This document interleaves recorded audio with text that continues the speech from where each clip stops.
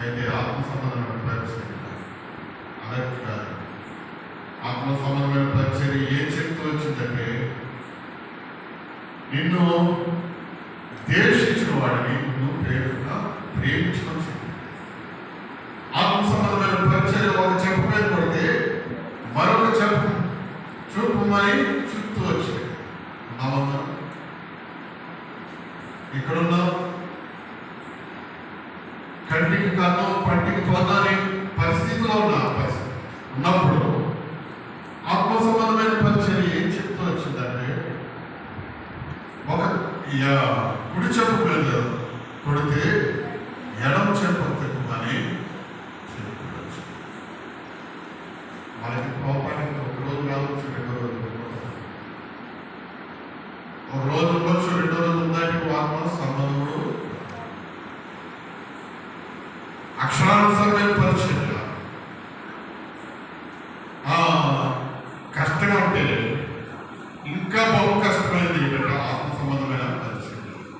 మనసుని పంచుకోవడం చాలా కష్టం. ఒకసారి మత్సరంతో నిండిపోతాయి, ఒకసారి క్రోధంతో నిండిపోతాయి. ఎన్నెన్నో మాటలు చెప్పచ్చు.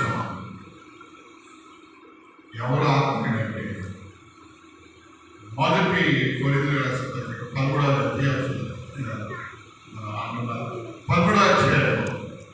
ఉన్నటువంటి ప్రేమ అనుభవం కలిగిన వాడు లక్షణాలు ఎవరైతే ఉన్నాడో వాడు ఆత్మీయుడు.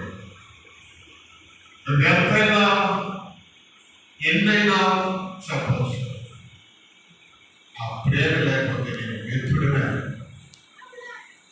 బైబిల్ అంతా తెలిసిన ప్రేమ లేకపోతే ప్రేమ లేనివాడు దేవుని ఎరగడు. ఇది ఆలోచన.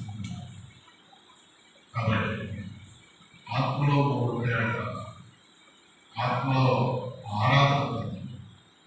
మన శరీరంలో మనము మన మనిషికి ఏమంటే మనిషి యొక్క జీవం ఉండాలి, ఆత్మ ఉండాలి, శరీరం ఉండాలి. ఈ మూడు కలిగి ఉంటే మనిషి అంటారు. అందులో ఆత్మ లేకపోయినా, శరీరం లేకపోయినా, జీవం లేకపోయినా మనిషి అనేది అర్పించుకోవడానికి యోగ్యుడు. అలాగే మన ఆత్మలో కూడా ఉంటారు. ఏంటది? ఆత్మలో మనస్సాక్షి, ఆత్మలో ఆరాధన ఉంటుంది, ఆత్మలో అంతర్జ్ఞానం ఉంటుంది. ఈ మనస్సాక్షిని ఏం చేస్తుందంటే మనల్ని ఆత్మానుసారంగా.